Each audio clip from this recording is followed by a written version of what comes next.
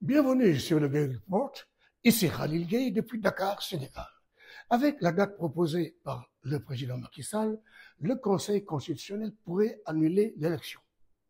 Notre pays subit les violences d'un brouhaha politique assaisonné d'une cacophonie juridique aux interprétations diverses et souvent saugrenues sur les plateaux de télé locales.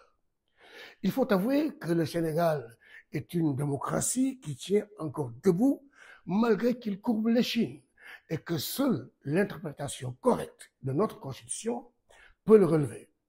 Le débat depuis hier, c'est le grand mélange fait entre loi d'amnistie, organisation d'élections présidentielles et départ du président Macky Sall.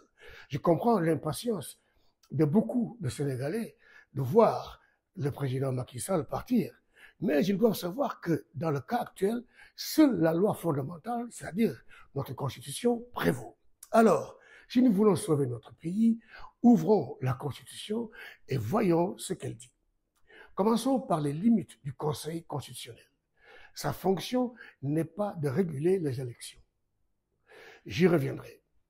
Pour commencer, penchons-nous sur l'article 36 de notre Constitution qui dit que le président en exercice doit rester en fonction jusqu'à l'élection de son successeur. Mais attention, cette disposition n'a de sens que si le président en exercice est en train d'exécuter son mandat pendant la survenue de cas de force majeure qui font que le calendrier électoral n'ait pas pu se dérouler comme initialement prévu, comme nous le vivons d'ailleurs aujourd'hui. Dans ce cas, le président en exercice ne sera là que pour piloter le processus électoral jusqu'à son terme. Heureusement pour le Sénégal, la date du 31 mars a été proposée par le Conseil constitutionnel. Donc, avant le 2 avril, toujours pendant que le président Sall exerce encore son mandat. Mais il se trouve que le président de la République a fixé, lui, la date de l'élection présidentielle pour le 24 mars.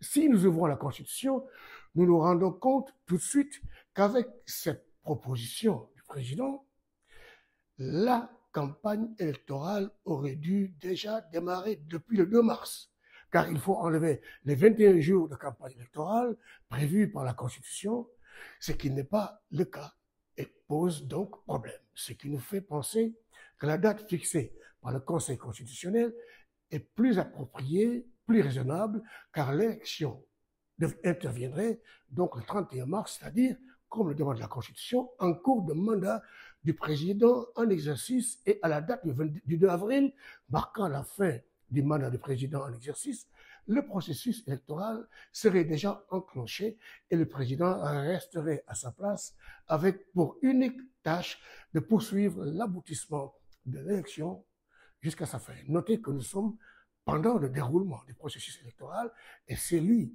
le président en exercice, que l'article 36 de notre Constitution maintient pour poursuivre le processus électoral et non le président de l'Assemblée nationale. Mais, répétons-le, le président ne sera là que pour conduire le processus électoral à terme. Ce n'est plus un président complet qui va pondre des textes ou nommer des ministres. Une fois les résultats définitifs proclamés, il peut s'entendre avec son successeur et partir immédiatement dans la plus belle des élégances républicaines, comme l'avaient fait tous ses prédécesseurs. Mais le problème est que la date proposée par le Conseil constitutionnel n'est qu'un avis, car c'est au président en exercice de fixer la date de l'élection. Notons cependant que le Conseil constitutionnel a bien calculé car sa proposition du 31 mars pourra permettre une campagne électorale de 21 jours, ce qui n'est pas le cas si le président maintient la date du 24 mars. En plus de cette question, l'élection présidentielle fera face à des problèmes de logistique pour procéder à l'éclatement du matériel électoral. Les tableaux, les listes, les professions de foi, les urnes dans les différents centres ou bureaux de vote dans le pays et dans la diaspora. Si la date du 24 mars est maintenue par le président, la campagne aura donc loupé son départ avec des jours en moins et la Constitution ne serait pas respectée. C'est pourquoi la proposition du Conseil constitutionnel me paraît raisonnable et conforme au texte sur l'organisation de la campagne électorale et des élections, car l'élection serait intervenue pendant que le mandat n'est pas expiré et en plus on aurait respecté les 21 jours incompressibles de campagne. Donc si le président veut respecter la Constitution, il doit se conformer à la proposition du Conseil constitutionnel.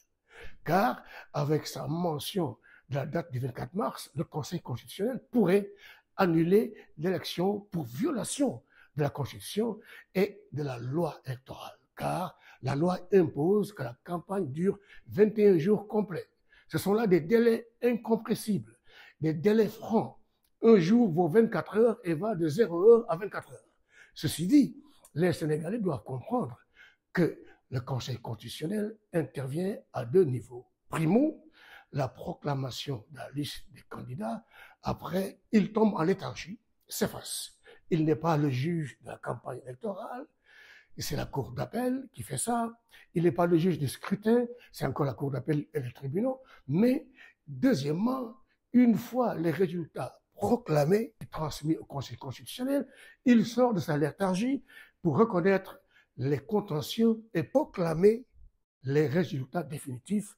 S'il y a des contestations, le Conseil constitutionnel vide le conflit, proclame le résultat définitif et installe le président nouvellement élu.